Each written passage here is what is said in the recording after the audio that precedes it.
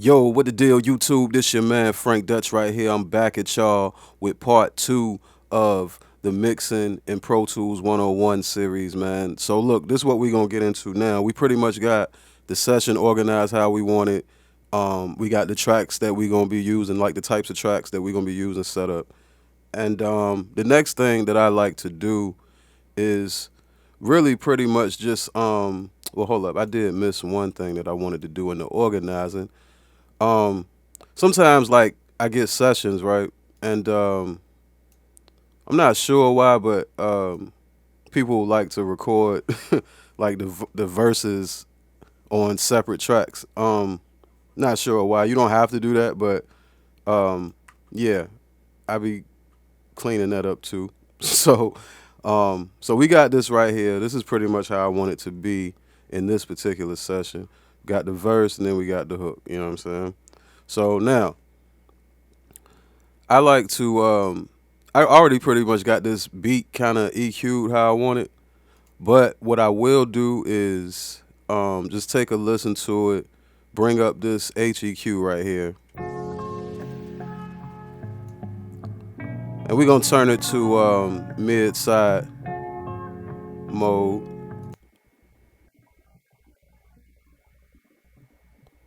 We just listening to the mids right now. I want to make sure that the vocal stays like out of the way. Like I'm gonna make sure like the vocal stays out of the way.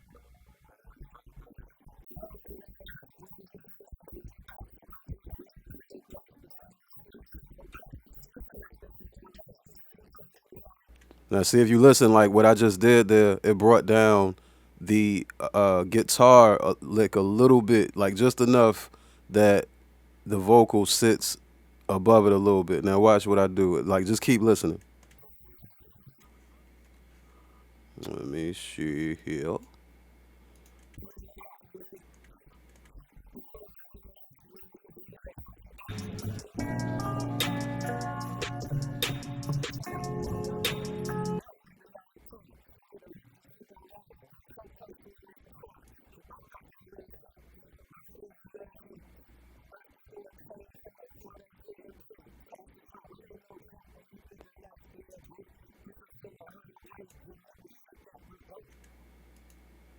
We'll do a little cut here too.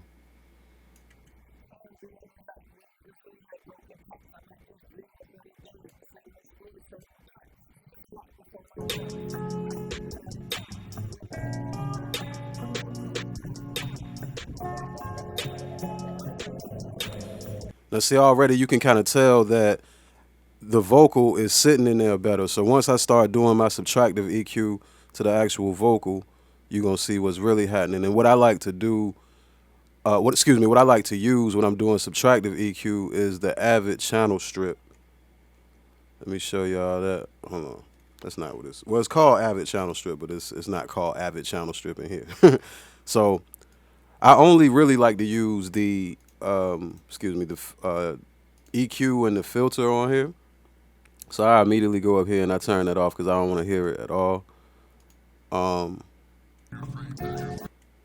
and let me see. Let's go to here. Siri think I'm talking to her. So we're gonna go right here.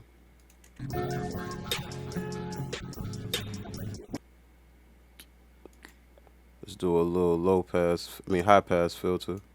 I always call it low pass filter.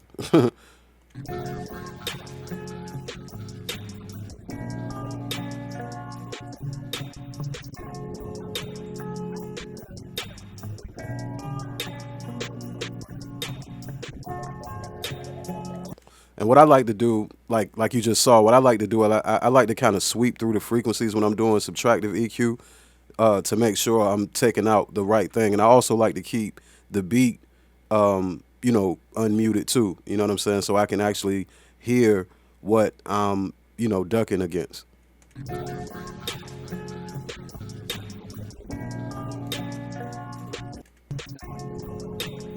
Let me see. All right.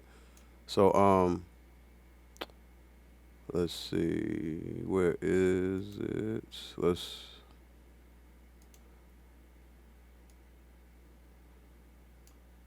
So I turn the Q all the way up. I'm in the low mid section, and what I do is I'll boost it all the way up. Boost it all the way up, and I just do a little sweep.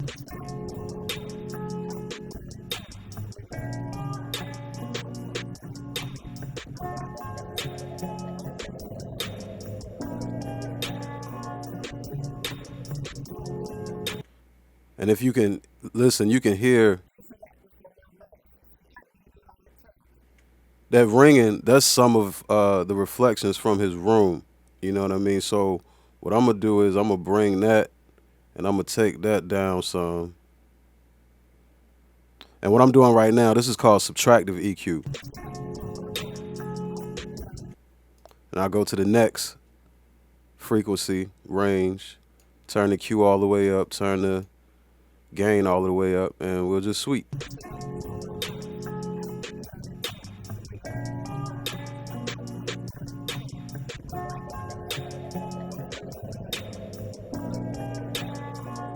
And what I'm doing, I'm just taking out the unpleasant, frequencies, like bringing them down some, just to kind of help smooth his vocal out.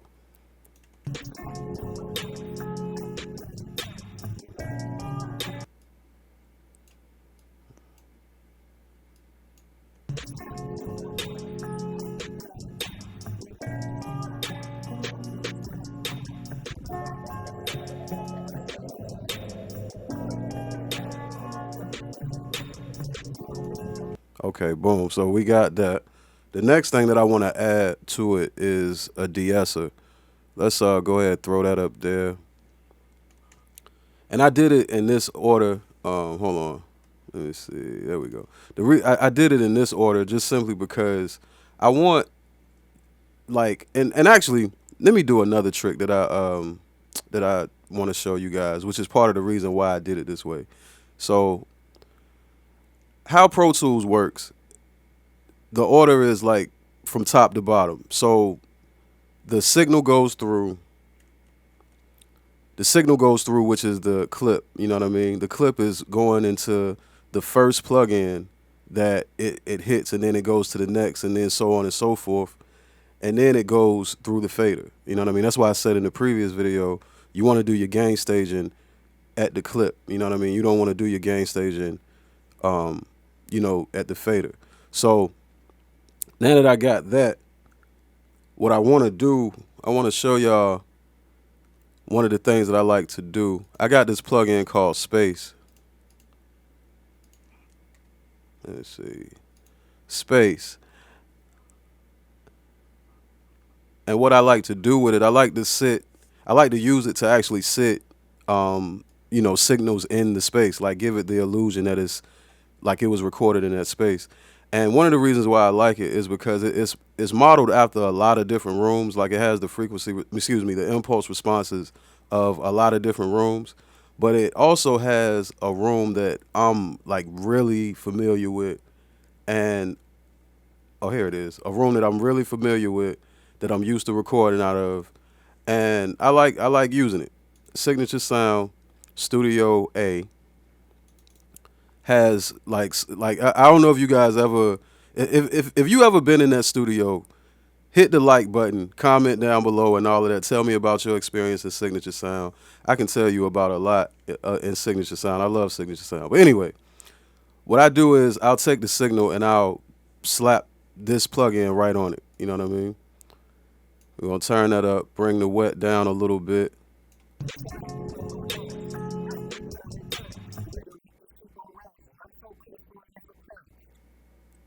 And you can hear that. I'm going to check it out.